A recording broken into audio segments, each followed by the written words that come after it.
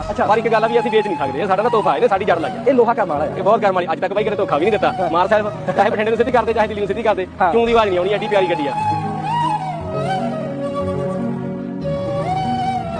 ਸਾਨੂੰ ਪੱਟੇ ਵੇਰ ਮੰਡੀਏ, ਜੇ ਸਾਨੂੰ ਪੱਟੇ ਵੇਰ ਮੰਡੀਏ ਨੀ ਪੱਟੀ ਕਰਦੀਆਂ ਜੱਗੇ ਪਾਵੇ ਸਾਰੇ, ਜੇ ਸਾਨੂੰ ਪੱਟੇ ਵੇਰ ਮੰਡੀਏ ਨੀ ਪੱਟੀ ਕਰਦੀਆਂ ਜੱਗੇ ਪਾਵੇ ਸਾਰੇ। ਅਸੀਂ ਮੈਦਾਨ ਚ ਆਵਾਂਗੇ ਤੇ 10 ਗੁਣਾ ਜ਼ਿਆਦਾ ਤਿਆਰੀ ਨਾਲ ਆਵਾਂਗੇ।